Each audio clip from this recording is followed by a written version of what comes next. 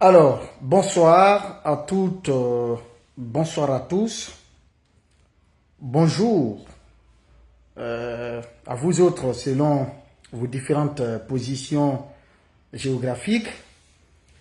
Je voudrais m'excuser auprès de tout un chacun. Je vous ai fait attendre pendant longtemps. Nous avions promis de faire un live ce soir à partir de 22 heures. Mais voilà que des cas de force majeure m'ont empêché d'honorer le rendez-vous comme convenu. Je m'excuse très sincèrement. Je vous présente toutes les excuses, je vais dire.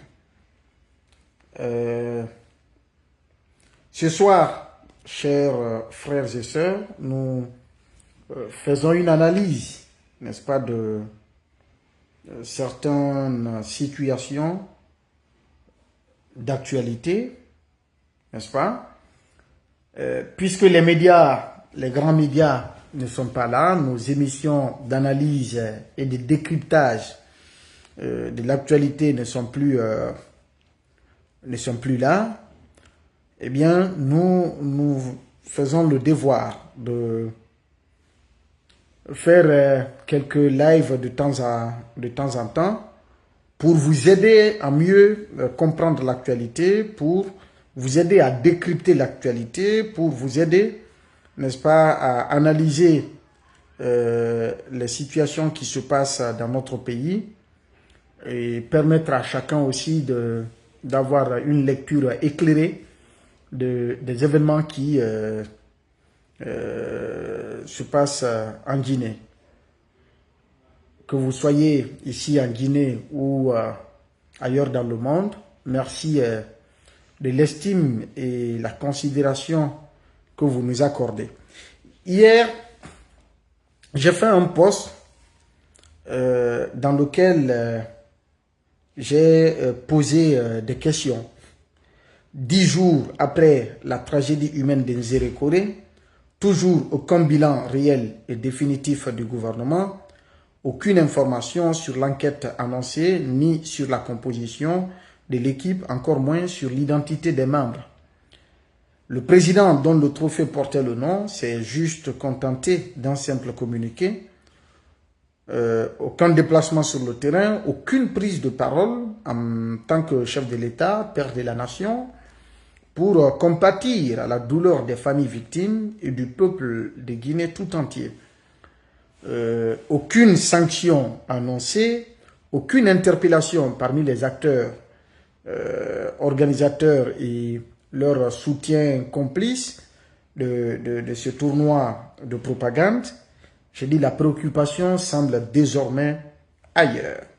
La deuxième thématique de ce direct, c'est bien, on parlait de Conakry, malgré la militarisation de la ville, les patrouilles de routine, les barrages de contrôle nocturne, le procureur général annonce la réquisition de la force publique. Les raisons évoquées sont-elles motivées? Point d'interrogation. Est-ce une manière de dire que les mesures sécuritaires déjà en place sont inefficaces? Point d'interrogation. Est-ce que le grand banditisme dans le Grand Conakry a atteint, n'est-ce pas, un niveau inquiétant qui nécessite obligatoirement la réquisition de la force publique? Point d'interrogation. Quels sont les cas de crimes récemment annoncés dans les débarcadères de Conakry et dans les quartiers? Point d'interrogation. Qu'est-ce qu'on ne dit pas réellement à la population? Point d'interrogation. Donc j'ai promis d'analyser la situation avec vous, chers frères et sœurs. Eh bien, je pourrais, ceux qui souhaitent être ajoutés à ce live, vont se manifester, nous allons les ajouter, voir comment on peut tenir ça ensemble. Alors, je viens en Nzérékoré avec tristesse et consternation. Je voudrais commencer par réitérer encore mes condoléances les plus attristées à toutes ces familles victimes de ce drame, de cette triste tragédie jamais première, en tout cas du genre, dans les événements sportifs de notre pays, une tragédie aux conséquences désastreuses, aux conséquences humaines est très très lourde et déplorable. Je voudrais donc m'incliner devant la mémoire de tous mes frères et sœurs qui ont perdu la vie du côté de ce stade en Nzérékoré, prier pour le repos de leur âme, également compatir à la douleur de leurs familles qui ont perdu des leurs sans le vouloir ni le désir. Comme on le dit, la mort, elle prend qui elle veut, comme elle veut, quand elle veut et où elle veut. Cependant, Dieu nous a invités à préserver la vie des êtres humains. Chacun de nous est invité à préserver sa vie. Ce qui veut dire qu'il y a des événements qui pourraient conduire, n'est-ce pas, à des drames ou à la perte humaine ou à des cas de mort qui soient des événements dont on ne peut imputer la responsabilité à Allah, à Dieu. Non. Il y a de ces événements qui sont de la responsabilité de nous, les hommes qui sommes sur terre. Alors, je voudrais par la même occasion prier pour la santé de ceux qui sont blessés, prompt rétablissement à eux, et exprimer mon indignation, ma colère, ma frustration, eh bien, suite à la façon dont, ou en raison de la façon dont cette situation est en train d'être gérée par les autorités de la transition. D'abord, il faut rappeler que le tournoi de Nzérékoré, c'était un événement qui portait le nom du président de la transition. Tout le monde le sait. Tout le monde sait très bien que pendant des jours et des jours, il y avait des spots publicitaires qui passaient sur les antennes des médias d'État. Tout le monde le sait. Tout le monde sait que c'est le ministre secrétaire général de la présidence et porte-parole de la présidence, Amara Kamara, qui a été donné le coup d'envoi de ce tournoi. Tout le monde sait que de nombreux cadres de la région forestière, notamment de la préfecture d'Nzérékoré, membres du gouvernement, avaient été associés à l'organisation de cet événement. Tout le monde sait que le principal acteur qui est mis en avant, qui serait l'organisateur de ce tournoi, l'entrepreneur en question, a déclaré ouvertement avoir bénéficié d'un soutien de taille, notamment financier, venant de la présidence de la République et plus particulièrement du ministre secrétaire général Amara Kamara, dont il a salué, n'est-ce pas, le soutien, qu'il a remercié pour le soutien, n'est-ce pas, qu'il a accordé à l'organisation de ce tournoi. Eh bien, le malheur s'est produit. Dans un stade, nous connaissons Nzérékoré. Pour ceux qui ne le savent pas, nous sommes nés en Nzérékoré, grandis en Nzérékoré. Nous connaissons le stade 3 avril de Nzérékoré. Un stade qui n'a qu'une seule porte. Un stade qui est en chantier depuis le stand du CNDD, le capitaine Dadis. Un stade dont le contrat a été octroyé à la société Djico Press, qui avait fait des travaux et après, par la suite, il y a eu l'arrêt des travaux. Il y a même des informations. Nous avons recueilli des informations au niveau de la chaîne des dépenses. Il nous a été confirmé que 40 milliards auraient été décaissés à l'époque pour démarrer les travaux ou disons pour la reconstruction du stade de Nzérékoré. C'est ce qui m'a été dit, même si ce qui reste à confirmer. En tout cas, de sources sûres, cela nous a été confié. qu'au temps du capitaine Dadis, que 40 milliards avaient été déboursés pour la cause du stade 3 avril d'Inzérékoré. Imaginez-vous, ce stade est un chantier à l'abandon, un chantier à l'arrêt depuis plus de 10 ans. D'accord? Renseignez-vous au niveau de l'administration, notamment au niveau du ministère des Travaux publics.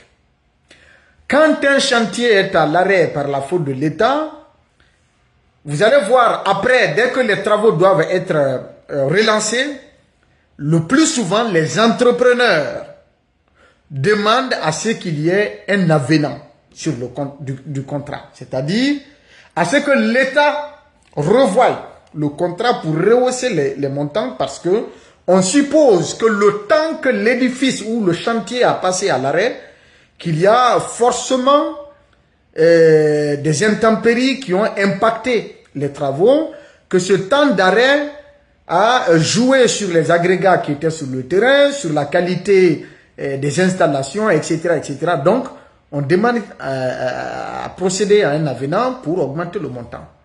Je donne un cas d'exemple tout court. La résidence des premiers ministres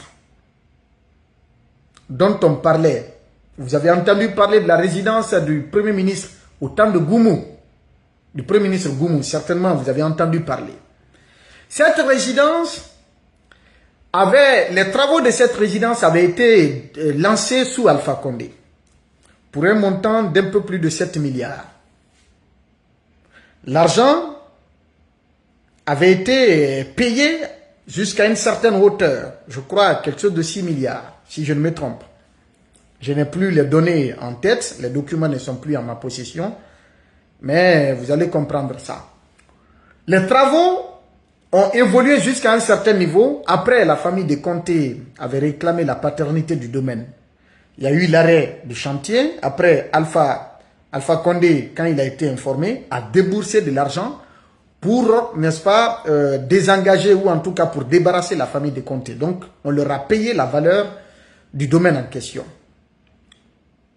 Et pendant le temps d'arrêt, il y a eu une renégociation, donc il y a eu un avenant sur ce chantier-là.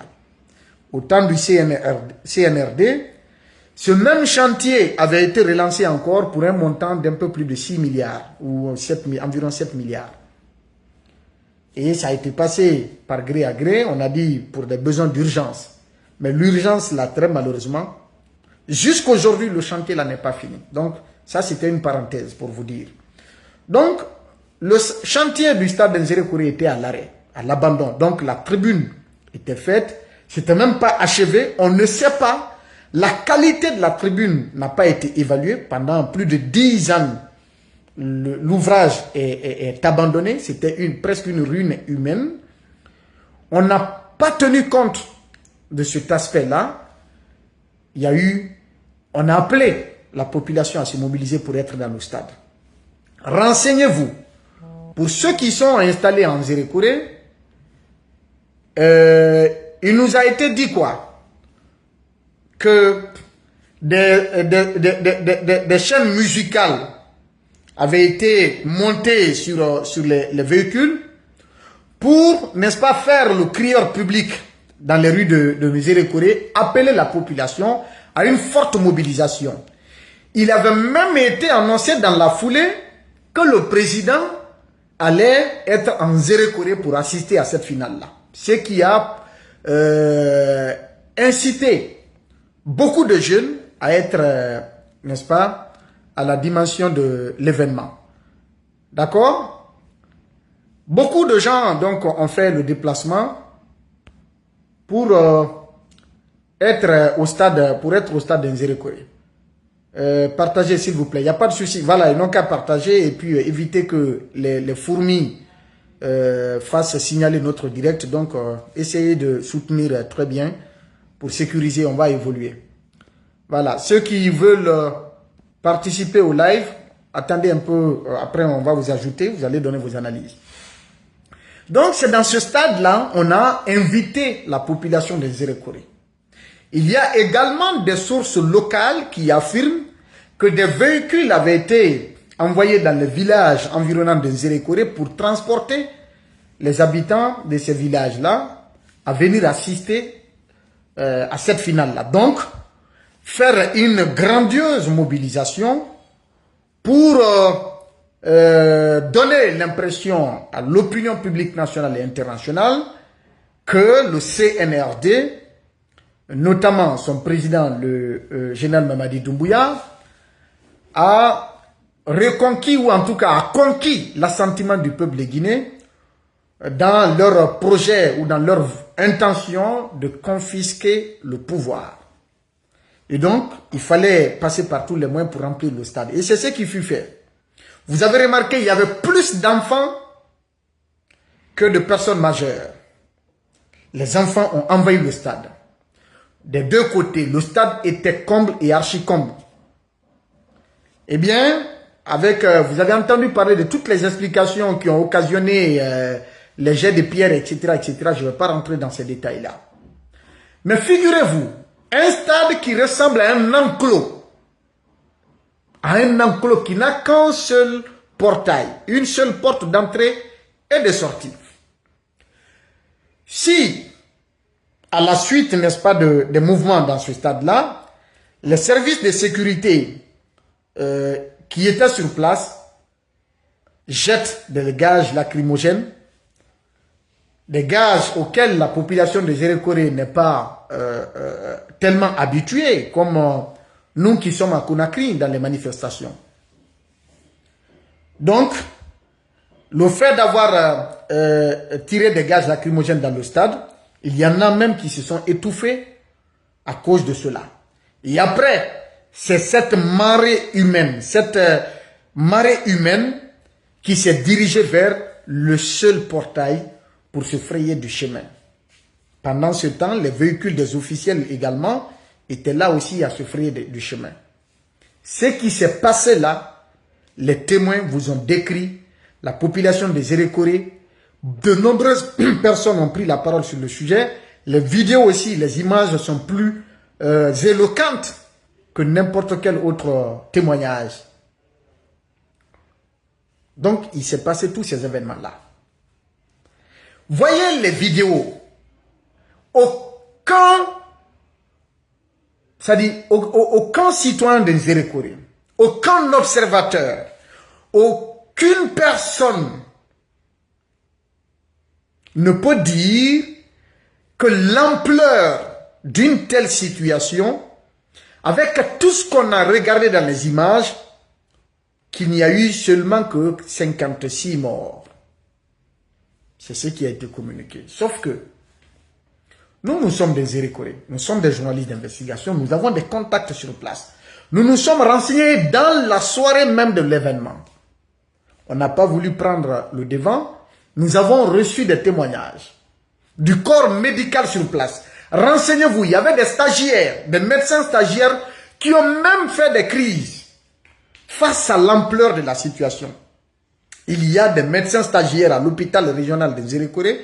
Quand ils ont vu la quantité de corps à même le sol, dans les deux côtés, à l'urgence, parce qu'ils ont transformé un autre service, un autre coin aussi pour créer une deuxième urgence, un deuxième service des urgences, qui avait été rempli, les couloirs également qui mènent vers la pédiatrie, etc. Tous ces coins-là avaient été remplis, tous les couloirs là étaient remplis. Donc, il y en a c'était leur première fois d'assister à de telles situations.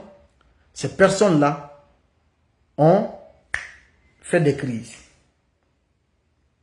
Nous avions des contacts sur place qui disent avoir dénombré plus d'une centaine de corps. Et quand l'hôpital de Nzerekore avait été bourré, selon les informations qu'on a recueillies sur place, effectivement, il y a des jeunes leaders qui étaient là pour aider dans la prise en charge des victimes, qui ont recommandé à ce que des corps soient transférés à l'infirmerie du camp Béhanzin. Il y en a également qui ont été transférés de ce côté. On nous a communiqué approximativement un chiffre également de personnes supposées mortes, parce qu'il fallait la confirmation à travers des certificats délivrés par les services compétents en la matière. Donc, il y a des personnes qui avaient été estimées mortes, qui ont également été conduites de ce côté selon les témoignages sur place dans la foulée de l'événement. Je n'ai pas voulu prendre le devant là-dessus. Dans la foulée de l'événement, c'est-à-dire au moment où les événements se passaient, parce que d'une certaine manière, ça me concernait, parce que je craignais beaucoup que certainement j'ai des jeunes frères là-dedans. Et j'ai des jeunes frères, même si ce n'est pas de la famille directe. Des connaissances, il y en a assez. Les noms sont là, je vais les communiquer tout à l'heure si le temps nous le permet. Alors, si après, le gouvernement nous parle de 56 morts, quelques jours après, la diaspora forestière a annoncé 300 morts. Et quelques jours après, des ONG sur place ont annoncé 135 morts. Et une cinquantaine de portées disparues. Et nous, parallèlement, nous avions entrepris des enquêtes sur le terrain parce qu'il y a des corps qui n'ont pas dormi à l'hôpital. Certaines familles ont récupéré les leurs aux alentours du stade, mais aussi à l'hôpital pour aller les enterrer le lendemain. Donc, nous avons pris des informations au niveau, je ne vais pas dire les services, je ne vais pas nommer les services en question pour ne pas les inquiéter, mais nous avons pris des informations auprès de sources très sûres qui ont participé à l'inhumation des corps au niveau des différents cimetières de Nzerekori. À Gonia, à Boma, à Tilepulu, à Ndorota, notamment, pour l'heure. Donc, ceux-ci également nous ont communiqué des chiffres qui vont bien au-delà des 56 morts. Les chiffres qui nous ont été communiqués vont bien au-delà de 56 morts, d'une centaine de morts. Et aujourd'hui, vous pouvez aller voir sur le site de RFI, les chiffres des ONG ont augmenté. Les chiffres sont à 150 morts maintenant là. L'article est disponible sur le site de RFI. Et le nombre de disparus ne fait pas partie, sans compter les blessés. Sans compter ceux-là qui ont enterré déjà les corps de leurs enfants. J'ai vu des enfants, des mineurs, de moins de 12 ans, de moins de 13 ans, de moins de 14 ans. Des enfants de 10 ans qui faisaient même l'école primaire, qui étaient là, qui ont perdu la vie. Des familles qui ont perdu 2 membres de leur famille, voire 3 membres de leur famille. Il y en a eu assez, que leur âme repose en paix. Cela fait 10 jours. C'est choquant et c'est révoltant que des citoyens dans une république perdent la vie dans un événement qui était organisé par des autorités qui nous gouvernent et que 10 jours après, qu'on ne soit pas en mesure de dire la vérité à cette population, à ce peuple, par rapport au nombre, par rapport au bilan exact de cette tragédie humaine. C'est choquant et c'est révoltant, il faut se dire la vérité. J'ai vu les pleurs des mamans. J'ai contacté des familles victimes. Je sais dans quel état les parents de ces enfants-là se trouvent aujourd'hui. J'ai eu à échanger personnellement avec pas mal de personnes dont les parents ont trouvé, ou les enfants ont trouvé la mort dans cet événement-là. Le 1er décembre, le 2 décembre, le 3 décembre, le 4 décembre, le 5 décembre, le 6 décembre, le 7 décembre, le 8 décembre, le 9 décembre, le 10 décembre. Et aujourd'hui, nous sommes le combien? Le 11 décembre. Que le gouvernement de la République ne soit pas en mesure de dire la vérité au peuple, de nous donner un bilan exact, exhaustif et réel de cette situation. Quoi qu'il en soit, on ne pourrait pas ramener à la vie ceux qui sont morts. Mais la vérité peut guérir des blessures. La compassion, le soutien, la considération, l'attention du gouvernement pour aider, n'est-ce pas, à soutenir moralement ces différentes familles. Et on est à 11 jours. Aucun bilan réel du gouvernement. Les ONG ont communiqué des chiffres. Qu'est-ce que le gouvernement a fait pour prendre attache avec eux?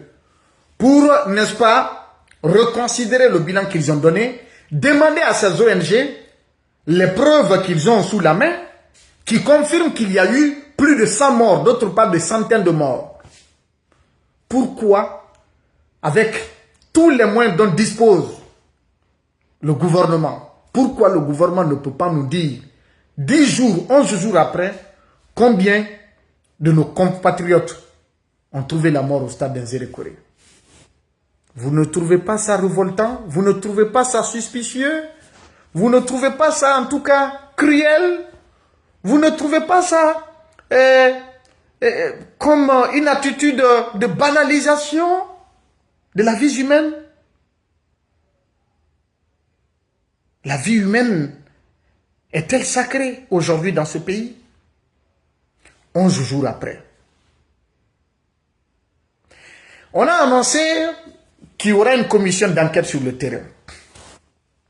Une mesure administrative pouvait être prise pour annoncer des sanctions. En attendant de voir clair, aucune sanction n'a été prise contre les organisateurs, ni les complices, ni les soutiens. Parce que tout simplement, en réalité, ceux qui étaient sur le terrain n'étaient que des façades, n'étaient que des miroirs, n'étaient que des sujets. Les vrais organisateurs de l'événement, c'est le gouvernement de la transition. C'est la présidence de la République. Ce sont eux, c'est le CNRD. Le vrai acteur de ce tournoi-là. Parce qu'on a vu des documents, des budgets qui ont été constitués dans le cadre de l'organisation de ce tournoi, dans certaines villes. Vous avez vu des courriers de soutien, un courrier a quitté Kindia, le préfet de Kindia a écrit au ministre de l'économie pour demander le soutien parlant de semaine nationale du CNRD ou quoi, je ne sais pas. Un courrier du Premier ministre adressé au ministre de... une transmission, un courrier de transmission à l'attention du ministre de la Jeunesse pour soutenir une action de propagande pour, dit-on, promouvoir ou sensibiliser autour de la paix ou de quoi, je ne sais pas. Vous avez entendu parler. Les courriers là aussi sont disponibles. On a annoncé une enquête. Qui sait où en sommes-nous avec cette enquête? D'ailleurs, revenons en arrière. Le drame de Kaloum, l'incendie du dépôt des hydrocarbures à Kaloum, il a fallu des jours après, remémorez-vous, rappelez-vous, souvenez-vous, quand il y a eu ce drame à Kaloum, combien de jours après, les Guinéens se demandaient où est le président? Aucun mot face à la situation. Il a fallu attendre des jours pour que le président prenne la parole sur le drame de Kaloum. Et après, on a annoncé des enquêtes. Où en sommes-nous avec l'évolution de cette enquête? Ou les résultats de cette enquête? Où sont les résultats de l'enquête concernant le drame, l'incendie du dépôt des hydrocarbures de Kaloum? Aucune suite. Et on annonce une enquête du côté d'Inzérékoré. Y a-t-il l'espoir que cette enquête va aboutir à quelque chose de réel? Et quelle est la suite qui va être donnée à cela? Ces victimes-là ne méritent-elles pas justice? Je dirais, si ces victimes méritent justice, que ce soit avec eux, le CNRD et son gouvernement ou pas, mais cette tragédie humaine du côté d'Inzérékoré, cette situation ne doit pas rester impunie encore une fois. Si on a réussi à sanctionner les événements du 28 septembre, on doit réussir à sanctionner les événements d'Inzérékoré. Parce qu'à ce stade-là, ce qui s'est passé en Nzérékoré semble plus grave que ce qui s'est passé au stade du 28 septembre. Alors, ça c'était le cas en Nzérékoré. Ça fait mal. Ça fait mal. Personne ne sait comment la situation des Irékouré est en train d'être gérée aujourd'hui par le gouvernement. Personne ne sait. Venons-en au communiqué du procureur général de la Cour d'appel de Conakry, qui a fait la réquisition, n'est-ce pas, de la force publique pour, dit-on, faire face à, entre guillemets, à la criminalité en bande organisée dans le Grand Conakry et beaucoup d'autres événements et beaucoup d'autres raisons qui ont été évoquées pour justifier justement cette décision du parquet général. On se pose la question. Je vais venir sur le contenu du courrier.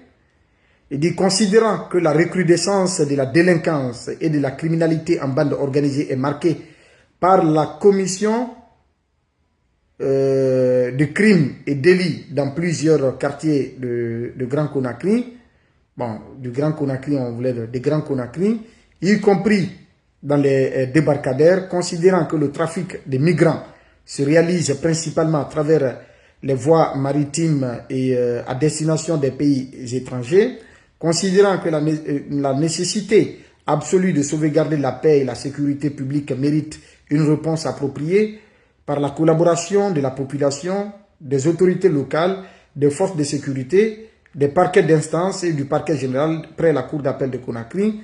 Sur ce, requérons, donc le parquet général dit maintenant, requérons l'ensemble des forces de police et de gendarmerie de Conakry sous la responsabilité de monsieur le commandant de la région spéciale de gendarmerie et de monsieur le directeur régional de la police à l'effet de procéder conformément à la loi au démantèlement de toutes les zones criminogènes dans le Grand Conakry, au contrôle et à la vérification d'identité de toute personne non suspecte, au contrôle et à la fouille de tout véhicule suspect, et à l'immobilisation systématique de tout engin roulant non immatriculé, à l'interpellation et au déferment plutôt devant le parquet d'instance compétent des personnes en conflit avec la loi. Requérons en outre, voilà. Donc, c'est la décision qui a été prise. Donc, pour vous expliquer en termes simples, le procureur général a saisi l'ensemble des gendarmeries, l'ensemble de la police, c'est-à-dire la gendarmerie régionale de Conakry, la police régionale de Conakry, de se déployer dans tous les coins et recoins de Conakry pour lutter contre le grand banditisme. Nous saluons toute démarche allant dans le sens, n'est-ce pas, de favoriser la sécurité des populations et de leurs biens. Toute démarche qui tend à promouvoir la quiétude sociale, le libre déplacement ou la libre circulation des populations, qui tend justement à promouvoir, disons, un climat de sécurité et de paix dans la cité. Nous soutenons toutes les démarches allant dans ce sens. Cependant, il y a lieu de se poser la question. Le Grand Conakry, on veut parler de Koya. Le Grand Conakry, on veut parler de Dubreka. Le Grand Conakry, on veut parler des 9 ou 10 communes de Conakry. Voilà, 9 ou 10, je crois que c'est 10. Hein? Voilà. N'est-ce pas?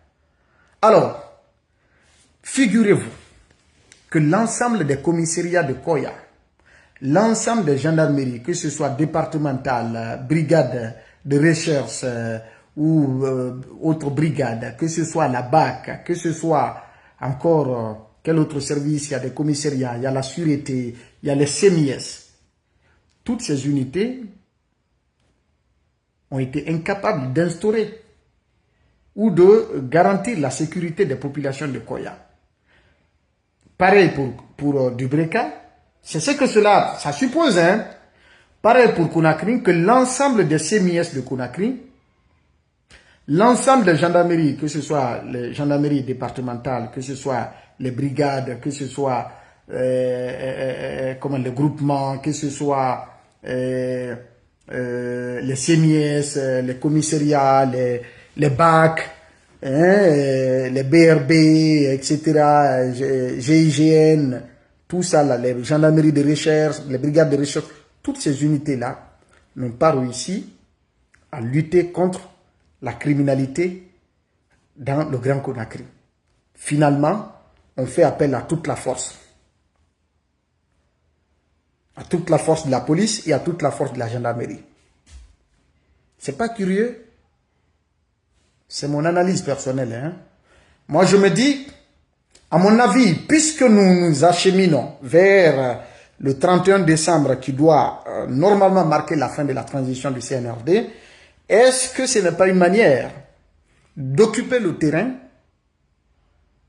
face à l'éventualité des manifestations qui pourraient être organisées par les forces vives et autres pour s'opposer, n'est-ce pas, à la confiscation du pouvoir? Est-ce que ce n'est pas une manière de contrer, c'est-à-dire que d'occuper le terrain en attendant et instaurer une certaine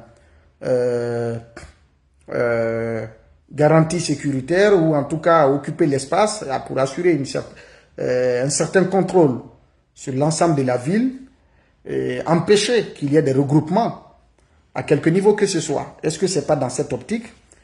Est-ce que ce n'est pas une manière de mettre les cas de kidnapping au compte du grand banditisme et de la criminalité?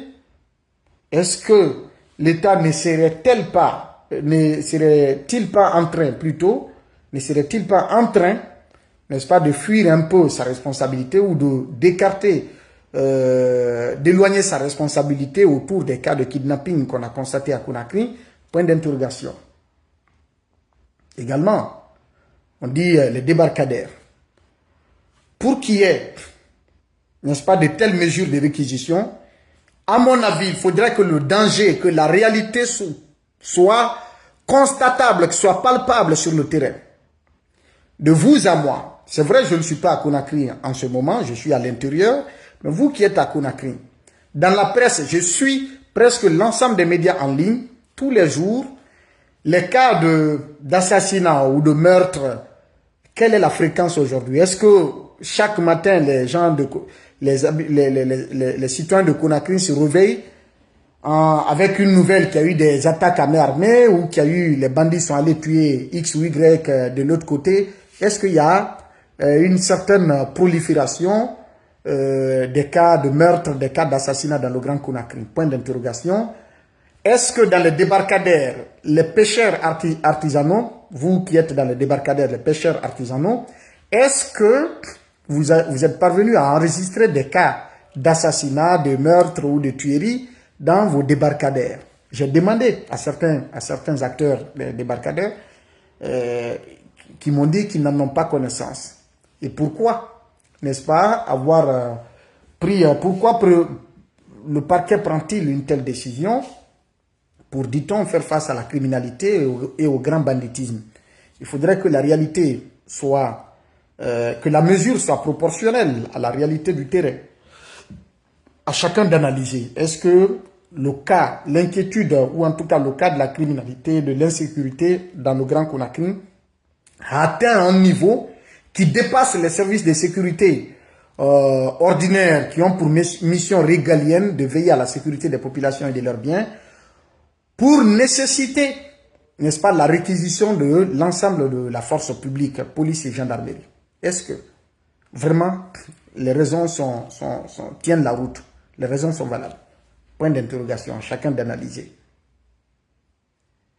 Au-delà, vous avez entendu parler du déguerpissement des débarcadères. On a les citoyens léonais qui sont dans ces débarcadères. Vous n'êtes pas sans savoir que ce sont eux. La plupart des activités de ramassage d'ordures, c'est-à-dire donc les activités d'assainissement de la ville de Conakry, les ouvriers qui sont beaucoup plus actifs dans ça, ce sont des Léonais qui font ces travaux-là. Et au port de Conakry, ce sont les Léonais qui font les dockets. Également dans les débarcadères, ils sont très actifs et très présents. C'est vrai, il faut dénoncer que certains se livrent à la vente de produits de stupéfiants, mais voyez sur le long des bras de mer ou sur le long de la côte maritime, vous vous rendrez compte que des agents en uniforme ne se gênent pas de venir consommer des chanvres indiens avec ces jeunes-là aux abords de la mer. D'accord? Tout le monde est témoin de ça. On ne peut pas l'apprendre à quelqu'un. Et s'il y a lieu, par exemple, de procéder à un contrôle des citoyens étrangers sur le territoire, dans les débarcadères ont des administrateurs. Pourquoi ne pas passer par les administrateurs des débarcadères pour recenser, n'est-ce pas, pour procéder à un recensement de l'ensemble de tous les citoyens étrangers qui sont dans les débarcadères, ou même mettre en place une commission composée, n'est-ce pas, de l'administration des débarcadères ou des administrations des débarcadères, mais aussi des représentants du MATD, de la police, comment on appelle, de la direction de la sécurité territoriale, mais aussi des représentants du ministère des Affaires étrangères, pour procéder à un recensement dans les débarcadères des citoyens étrangers, afin de disposer d'une liste et vérifier la régularité. Fournir la liste, si c'est des Léonins par exemple qui sont visés, fournir la liste à la représentation diplomatique de la Sierra Leone à Conakry, à l'ambassade, d'évaluer la liste et faire le point par rapport à ceux qui sont en règle, qui détiennent des papiers pour séjourner ou pour résider en Guinée. Faire cette situation, ceux qui ne sont pas en règle, on leur donne un délai de régulariser leur situation si cela n'est pas fait, sous peine d'être expulsé. Voilà la méthode. Mais si on débarque de façon musclée, on débarque de façon inopinée dans les coins comme ça pour aller déloger les gens, sans tenir compte du droit humanitaire, sans tenir compte de la réciprocité aussi dans les relations inter-États. Parce que, vous vous souvenez, à un moment donné, Maurice Sanda avait pris la parole. Je crois il y avait des Guinéens qui étaient menacés du côté de l'Europe, je ne sais pas si c'était en Belgique ou dans quel pays. Il dit que si les autorités de ce pays-là renvoient des Guinéens, 5 Guinéens, que lui aussi, il va renvoyer 5 citoyens de leur pays, de la Guinée. Comme pour dire que vous traitez, vous réservez un mauvais traitement à nos concitoyens, à nos ressortissants, nous allons faire pareil. Alors, on dit que nous sommes des panafricanistes. Le CNRD, bon, il y a une inadéquation quand même entre les discours et les actes. Vous êtes des panafricains, vous êtes membres c'est des États membres de la CEDEAO, et en plus de cela, ce sont nos voisins qui nous ont prêté aussi main forte. Nous les avons, on a des histoires indissociables en fait. Les pays limitrophes de la Guinée ont des histoires indissociables à celles de la Guinée. Alors, s'il y a lieu de procéder à des expulsions, est-ce la méthode qui a été employée aujourd'hui, est-ce la bonne manière? La virulence par laquelle on vient débarquer et puis on procède avec la force, on arrête les gens et tout. Est-ce que c'était comme ça? De façon méthodique, on procède à un recensement. Même dans les autres pays où les migrants guinéens sont arrêtés, ils sont arrêtés, on procède à une vérification des papiers. Ceux qui n'ont pas les papiers, on les met en détention. Et après, l'ambassade est informée, l'OIM, les services qui s'occupent de ça, pour aider à expulser ces gens-là. Ou même l'État en question affrète un vol pour expulser ces citoyens étrangers vers leur pays d'origine. Ça, c'est mon analyse, ma façon de voir les choses. Et c'est les deux sujets, ce sont ces deux sujets sur lesquels je voudrais m'exprimer et donner une alerte au niveau de l'enseignement supérieur. Il y a une menace de grève qui plane, n'est-ce pas, au niveau de l'enseignement supérieur. Le ministère de l'enseignement supérieur a procédé à un recrutement d'enseignants-chercheurs, tant au niveau national qu'à l'international. Ces enseignants ont commencé les cours à l'ouverture. Jusqu'où je vous parle là, ils n'ont reçu aucun copec, aucun montant. Aucun montant n'a été payé à ces enseignants. Donc, on est à environ 3 mois maintenant, hein, ils sont sans salaire. Donc, ces enseignants-là, des étrangers et des Guinéens, qui sont titulaires, n'est-ce pas, de doctorat, qui ont été recrutés par l'État guinéen pour combler le vide d'enseignants dans les universités guinéennes, eh bien, l'État, jusque-là, n'est pas parvenu à payer ces enseignants. Donc, ces enseignants sont en train, n'est-ce pas, de s'organiser selon les informations pour annoncer une grève ou cesser l'enseignement dans toutes les universités à travers le pays, de Conakry en Zérékoré. Ça, c'est une alerte. Alors, si vous voulez, certains d'entre vous veulent prendre la parole, nous allons ajouter pour dire s'il y a des questions, s'il y a des analyses, je vais relayer vos analyses. On peut faire ça ensemble si vous le souhaitez. Et puis, c'est comme ça. Voilà. C'était ce sujet sur lequel je voudrais prendre la parole. On a un ami qui est là. Comment ça va, mon frère? Bonsoir, monsieur Babila. Bonsoir à vous. Comment allez-vous? Je vais très bien. Peut-être vous, je demande à Dieu de vous protéger et protéger les Guinéens contre la tyrannie qui s'installe aujourd'hui dans notre pays. Amen, amen. Monsieur Babila, si vous voyez que aujourd'hui, c'est les mêmes Baouri d'hier qui nous vendaient d'illusions, qui nous poussaient à la sortie pour aller au stade du 28 septembre pour être massacrés aujourd'hui, qui sont en train de faire de la promotion pour une candidature illégale, injustifiée, des gens qu'on a donné plus de 39 mois, qu'il avait demandé, et même qui s'étaient assis et demandé à ce qu'on les donne 39 mois. Qui avait été ramené à 36. Évidemment, tous les Guinéens étaient contre. Mais ça, c'est après 3 mois aussi. Ils avaient d'abord fait 3 mois avant de demander la demande de faire 36 mois. Donc, c'était les 39, exactement. Effectivement, c'est vrai. Et jusqu'à présent, c'est ce qui montre que ces gens-là n'ont aucun état d'âme. Si aujourd'hui, on nous parle d'une ouverture d'enquête sur le cas des Zérékoré, ils se foutent de qui, là, ces militaires? Ils se foutent de qui? Ils pensent que les Guinéens sont dupes? Nous sommes au XXIe siècle. Peut-être, et ils ont les armes. Nous, nous n'avons pas des armes. Nous avons que notre bouche à parler. Mais nous allons continuer à les dénoncer, jusqu'à ce que ce qui va arriver arrivera. D'accord. Que ce soit pour le pays quand même, c'est ce que nous souhaitons. Nous souhaitons vraiment une issue favorable à cette transition, qu'ils comprennent que la charte qu'ils ont élaborée est claire par rapport à leur engagement de ne pas être candidat, que des discours ont été tenus à plusieurs reprises par le président, par le porte-parole de la présidence, par le porte-parole du gouvernement, mais finalement, qui donne l'impression de n'accorder aucune importance à leur engagement, de n'accorder aucune importance à leur propre engagement, leur parole, leurs promesses, n'est-ce pas, qu'ils ont faites au peuple de Guinée. Allez-y. Monsieur Babila, ces gens, et ils pensent qu'ils sont en train de nous endormir, ils pensent qu'ils sont en train de nous dribbler pour exécuter leur plan. Ouais. Mais ils se trompent. Ils connaissent très mal le peuple de Guinée. C'est des gens qui sont venus il n'y a pas très longtemps. Là où on n'a pas laissé pour Moussa Dadis Camara, qui a monté dans tous les échelons de l'armée guinéenne. Ce n'est pas un légionnaire de la France qui viendra nous foutre la paix ici. D'accord.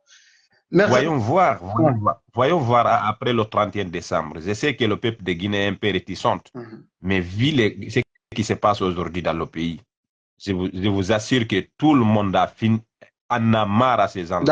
Tout le monde en a marre. Merci beaucoup. Merci, on va ajouter quelqu'un d'autre. Merci pour votre... Merci bien. Merci. Protection de Dieu pour vous et pour tout le monde. Merci beaucoup. Vous pouvez descendre. On va prendre un autre qui est là.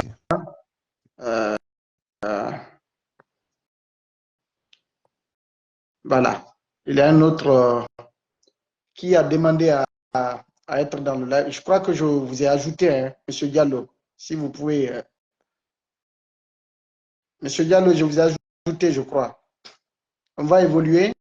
Ceux qui souhaitent prendre la parole, donner leur avis sur la situation des Zérékoré, donner leur avis sur la réquisition de la force publique à Conakry ou sur un autre sujet d'actualité, très rapidement. Voilà, Monsieur Baldé.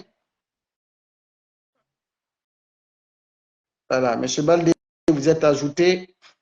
Un problème de connexion ou quoi? Voilà. Monsieur Baldé. Allô, Monsieur Babila? Oui, oui, comment allez-vous? Je vais très bien, et vous-même? Ça va, Dieu merci. Bon, écoutez, c'est par rapport au sujet. Et vraiment, Monsieur Babila, je vous dirais que tout le peuple de Guinée aujourd'hui est dessus de cette CNRD. Tout le peuple. Moi, quand je vois un monsieur comme Baouri, parce que, en fait, aujourd'hui, tous ceux qui viennent parlent de Baouri, parlent de Baouri. La vraie déception aujourd'hui, c'est Baouri. Et j'ai pris le tout-puissant Dieu que Baouri suive cette émission que vous êtes là en train de faire là. S'il suit cette émission, il va voir que tous ceux qui viennent parler de lui, c'est des gens que lui-même Baouri, c'est des gens qu'il connaît. Ok. Parce que Ils l'ont donc, c'est pas bien de dire. donc cru et qui l'ont soutenu par le passé. Je vous dirais même des compagnons de lutte à lui. D'accord. Pour ne pas trop, c'est-à-dire pour ne pas rentrer dans les détails. Ok, ok. Voici un monsieur, le 28 septembre 2009, un monsieur qui était devant, qui a présidé l'organisation de cette manifestation, qui a fait plus de 128 ou non, plutôt 157 morts. Ok. Et 157 morts officiels, hein? Ça c'est officiel. 157. Mais officiel, c'est plus que ça. Lui, Baouri, qui est venu témoigner à cette barre. Parce que lors du jugement du capitaine Dadis et compagnie, Baouri était là-bas comme témoin. Aujourd'hui, aujourd'hui, c'est cette même personne. Ce qu'il a refusé à l'autre, il accepte ça pour une autre personne. Ça dit, si vous voyez un monsieur comme Baouri, vous regrettez même de soutenir un politicien. Vous crachez sur tous les politiciens. Hein? Absolument. Parce que, concrètement, en fait, ces messieurs-là, de A à Z, ces messieurs-là, qu'est-ce que ces messieurs-là veulent en fait? Monsieur Babila, si vous prenez depuis le temps de Sékou Touré jusqu'au jour d'aujourd'hui, le malheur de la Guinée, ce sont ces victimes qui sont... C'est-à-dire, il y a eu combien de morts en Guinée? Il y a eu combien de morts? Et maintenant, le hic dans tout ça là, tout ce qui vient, il ne fait qu'empirer les choses. Il ne fait qu'empirer les choses. Donc, c'est grave pour nous les Guinéens. Merci beaucoup, M. Baldé. Merci beaucoup. Et je vous souhaite une très, très bonne nuit. Merci à vous pareillement. Okay. On va prendre un autre. Si quelqu'un d'autre souhaite monter, il faut faire la demande rapidement. Chacun va donner son avis. Ça va être une tribune d'expression libre pour chacun de vous, tout en restant dans le cadre du sujet, respectueux en tout cas de certaines valeurs, sans pour autant tenir des propos injurieux contre qui que ce soit ou des propos incendiaires. Voilà, chacun va donner son opinion. Monsieur Ndiaye Oumar, au nom de Dieu, des bandits sont venus kidnapper mon pays et ils ont entraîné de kidnapper la population, qu'ils sont en train de kidnapper la population, l'un après l'autre. Sauveur, sauver ce pays avant, sauver ce pays avant le 31 décembre 2024. Voilà. Qui souhaite monter encore? Voilà, il y a quelqu'un d'autre qui fait la demande. Monsieur Ba qui est là. Alors, Monsieur Ba, oui, vous êtes là?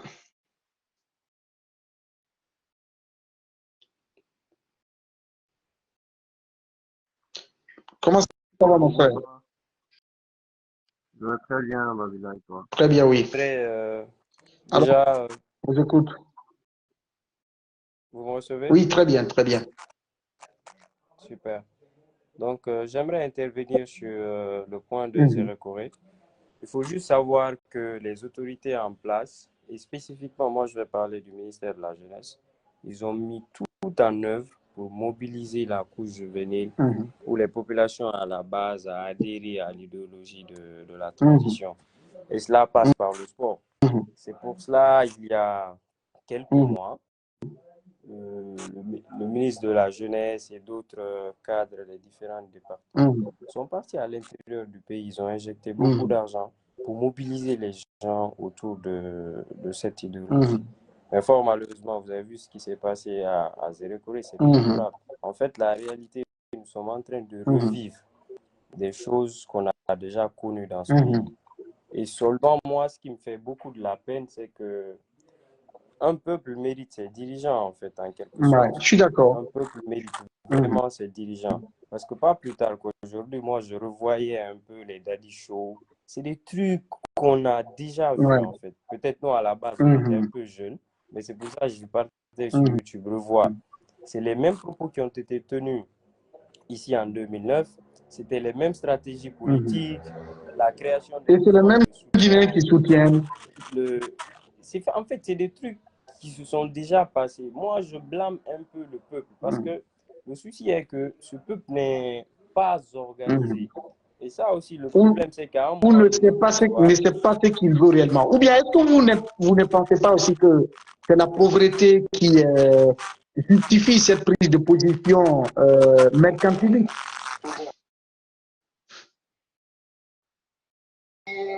Ok, désolé, j'ai un souci avec le téléphone. Donc, l'audio, j'essaie d'avoir ça sur la machine. Okay.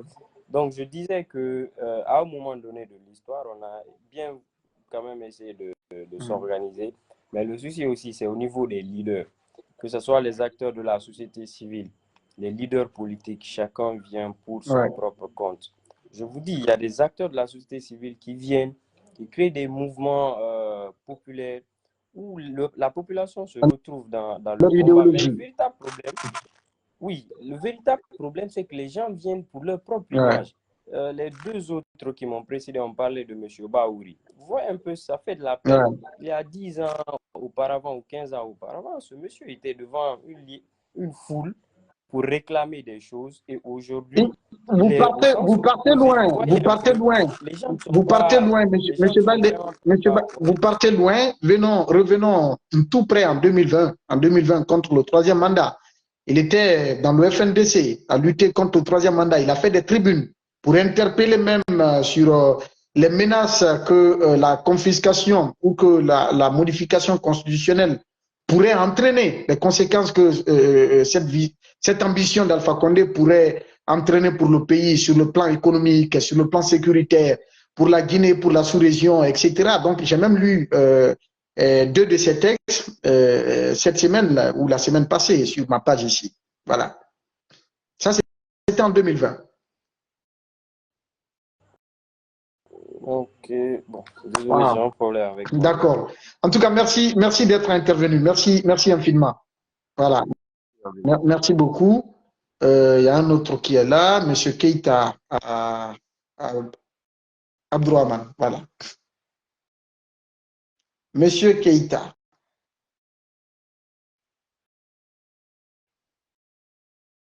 Monsieur Keita, on vous attend. Un souci de connexion ou quoi?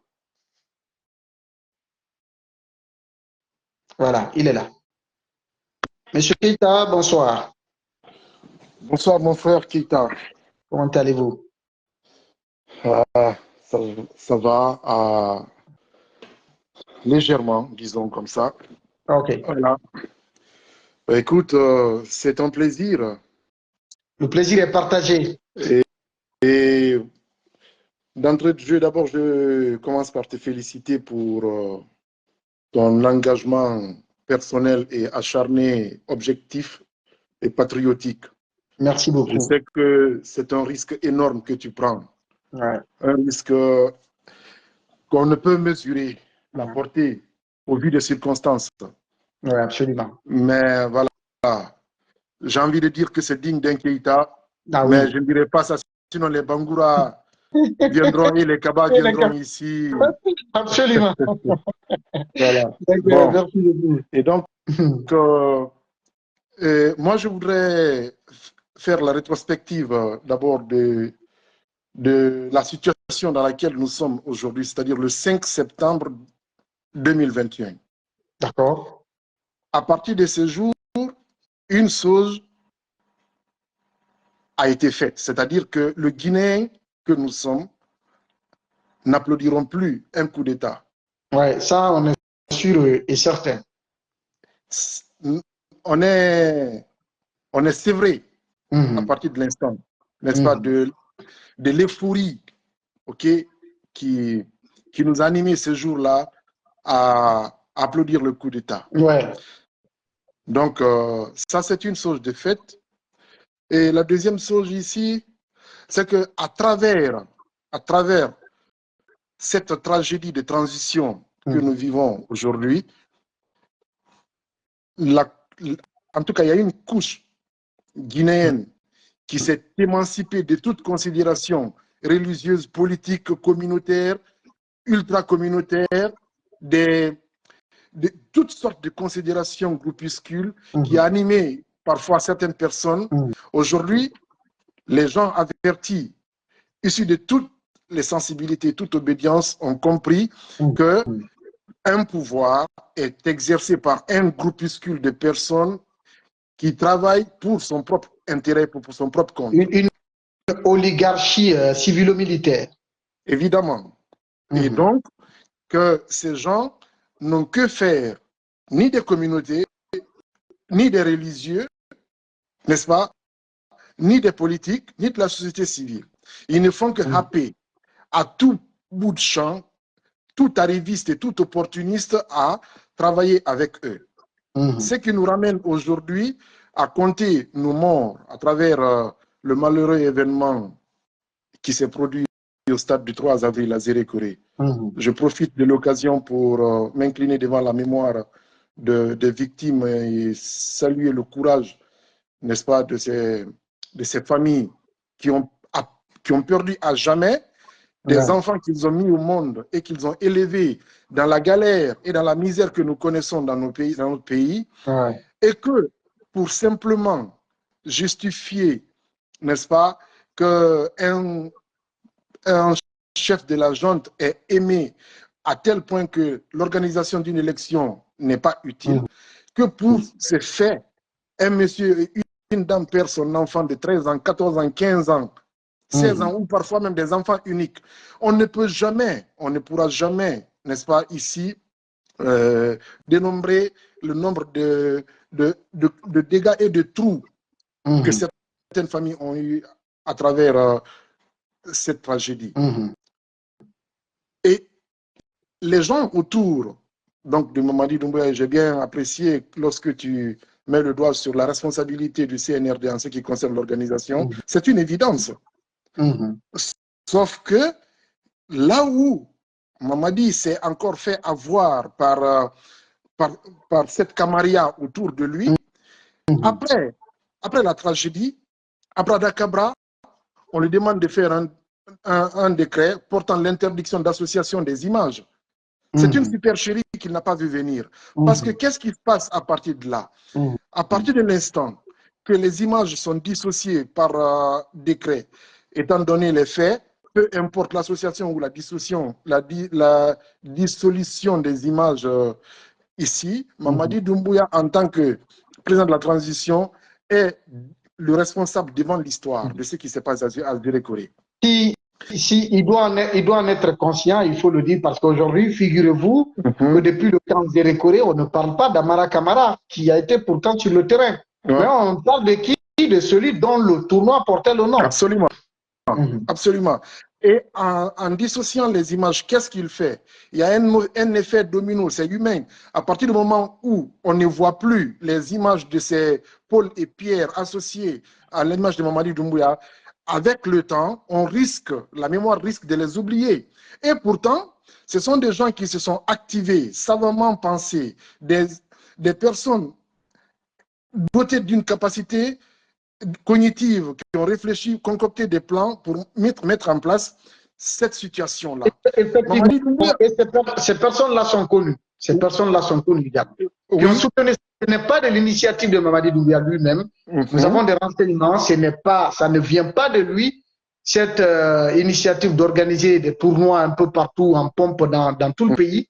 Mais ce sont ses collaborateurs, des clans mafieux autour de lui, eh bien, qui, sinon lui, initialement, il voulait vraiment rendre le tablier, comme convenu, comme il s'était engagé. Mais nous avons des informations, ça je vous donne le scoop ici, que je n'ai jamais dit, ça je donne cette information. Il y a des proches à lui qui ont affirmé clairement que c'est le général Mamadi Doumbouya qui a des engagements, qui a pris des engagements vis-à-vis du CNRD et de la CEDEAO plutôt, mais que c'est le CNDD qui s'est engagé. Et donc, libre à lui de respecter sa parole. Ça a été dit il y a un an. On était un mois de décembre au palais Mohamed V de Conakry, de passage. Ça, c'est un scoop. C'est ahurissant. Ouais. Ils sont là-bas, ce sont eux qui sont en train de faire dévier. Il y a de ces personnes, depuis que ces têtes se sont retrouvées dans la conduite de cette transition, ben, le bateau a commencé à prendre de l'eau. C'est à ce niveau qu'on est en droit de se poser la question, effectivement, qui tire les ficelles, qui dirige notre pays, réellement, concrètement. Question très intéressante. Est-ce Mamadi Doumbouya a le contrôle de la situation réellement, comme on le fait croire, comme on prétend le montrer aujourd'hui? Il y a une grosse interrogation, en tout cas à ce niveau. Est-ce que cela expliquerait quelque part, Babila, le silence assourdissant de Mamadi face non seulement face aux catastrophes naturelles et industrielles qui ont frappé notre pays, face aux enlèvements, n'est-ce pas, des acteurs de la société civile, y compris les journalistes maintenant, je pense à Habib Marouane Kamara qui est introuvable, et je salue le courage de son épouse qui personne ne peut imaginer pour l'instant dans quel état elle peut être, qu'elle soit forte. Et aujourd'hui, face à tout ça, y compris la disparition d'un officier supérieur de notre armée qui a finalement sera présenté, sa dépouille sera présentée à son épouse. Et quand on recoupe toutes ces informations... Monsieur Sadou Nimaga, qui a été enlevé. Sadou Nimaga, qui est encore un cadre. Un cadre. En fait, ce ne sont pas des citoyens de seconde zone. Bon, il n'y a pas de citoyens de seconde zone pour ainsi dire, mais lorsqu'on parle à l'échelle nationale, au niveau de la gestion de l'État, ce ne sont quand même que des cadres, n'est-ce pas, de l'État, de l'administration publique, militaire et de la société civile, n'est-ce pas, et des médias qui sont frappés de plein fouet, et que le chef d'État ne bouge pas le petit doigt, il ne dit rien. N'en parle même pas, n'en fait pas une préoccupation. Donc, ça veut dire est-ce qu'il a le contrôle de la situation? En tout cas, une interrogation. Oui, c'est effrayant, et c'est en ce moment qu'il faut interpeller un peu tous les soutiens, n'est-ce pas, de cette calamité de transition, qu'ils doivent se poser la question au-delà, n'est-ce pas, des intérêts personnels et du besoin d'accumulation primitive des capitaux qui les animent, de penser un peu, n'est-ce pas, à l'avenir du pays, disons même à la stabilité, à la sûreté. Et aux conséquences de leur acte qu'ils posent. C'est extrêmement dangereux parce que si cette CNRD, déjà, qui n'est pas listée, les membres n'étant pas listés, donc qui peut hausser le ton dans les couloirs pour dire que l'engagement ne concerne que Mamadi Doumbouya et c'est à lui seul d'honorer son engagement.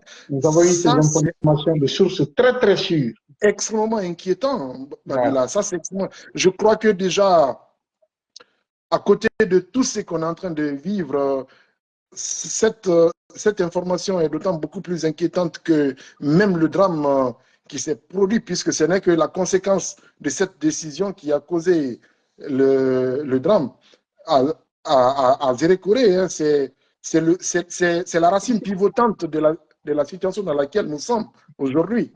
Sinon, mon frère Keïta, demandez à tous ceux-là qui ont connu Mamadi Doumbouya au lendemain du coup d'État, ils vous diront à quel point le monsieur il était rempli d'engagement, d'amour pour ce pays, de bonne volonté. Tous ceux-là qui l'ont côtoyé au départ.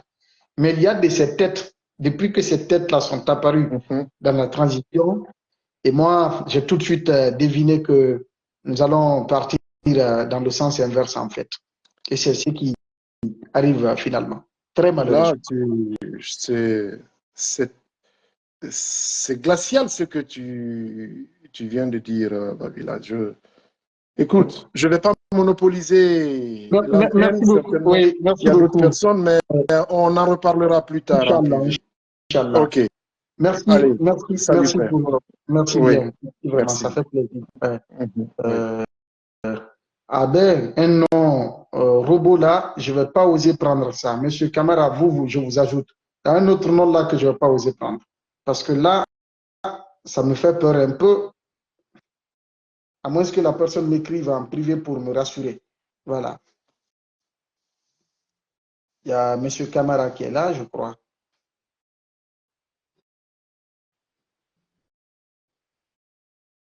Je vais revenir là-dessus. Monsieur Camara est parti. Oh là là, je l'ai perdu. Monsieur Robot, des masques. Ah, bon, on va tenter si ça va en fait. Des masques.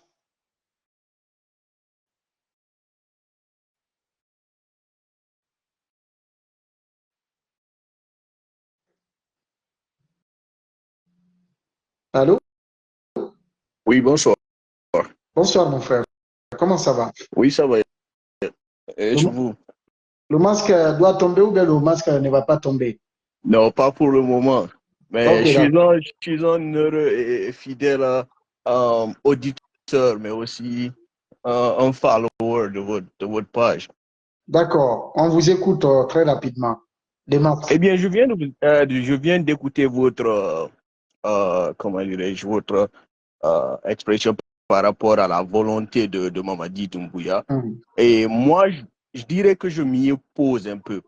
Parce que, étant donné que Mamadi n'est pas un enfant ou quelqu'un qui a toutes ses facultés mentales, vous voyez, je me dis que ce faux espoir qu'il a donné aux Guinéens n'était qu'une stratégie pour lui d'imposer son pouvoir, au fait. Est-ce que vous voyez? Comme vous l'avez dit, peut-être qu'il y a eu des gens qui l'ont influencé ou qui ont influencé sa décision.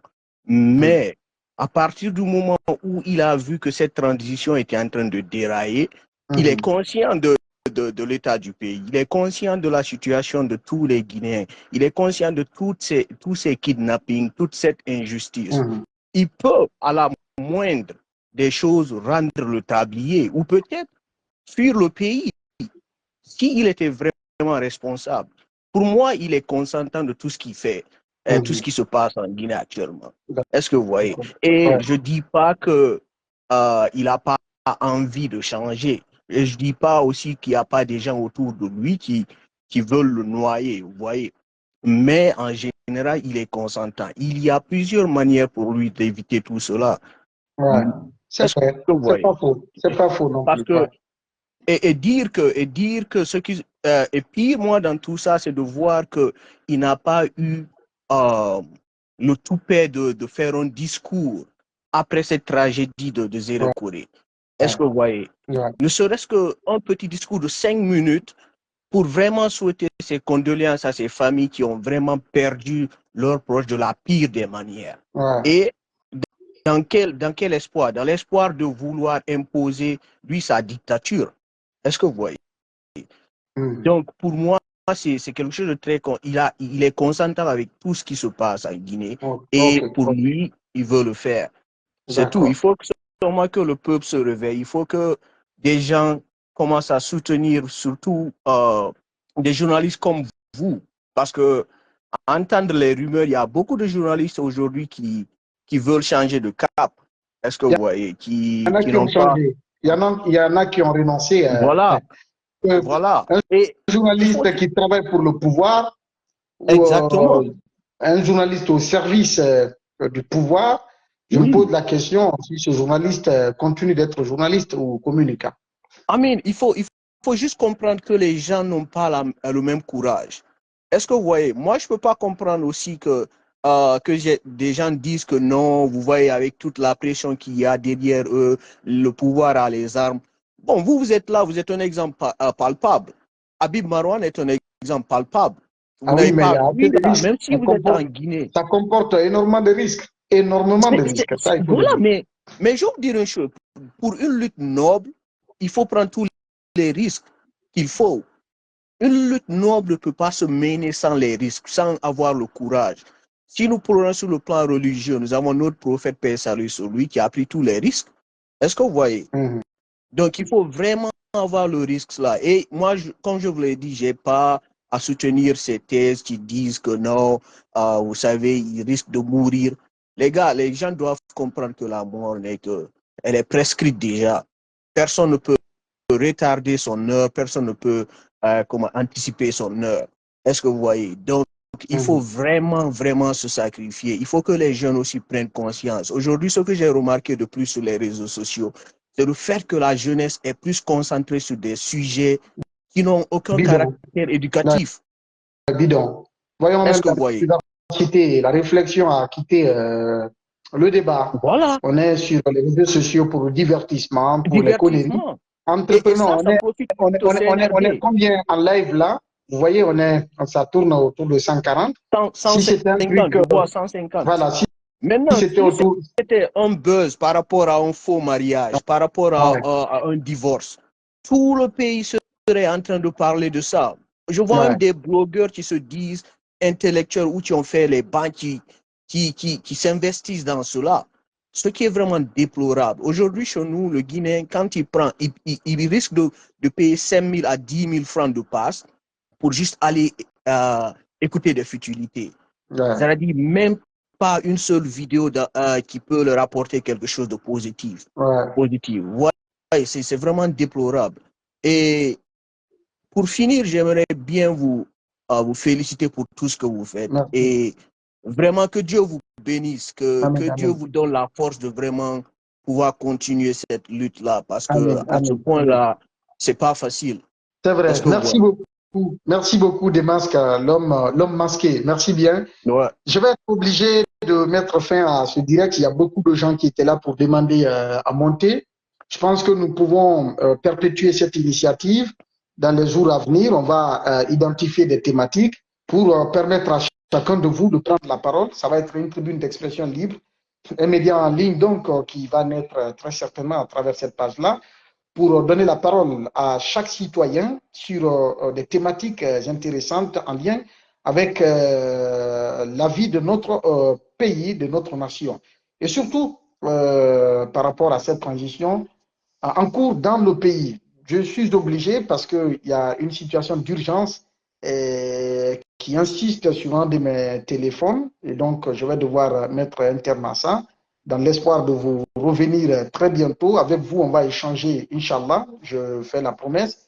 Nous allons perpétuer ce débat citoyen, vous donner la parole, que chacun s'exprime, donner des avis, donner des propositions, des solutions, des conseils, orientations, etc., dans l'intérêt supérieur de notre pays.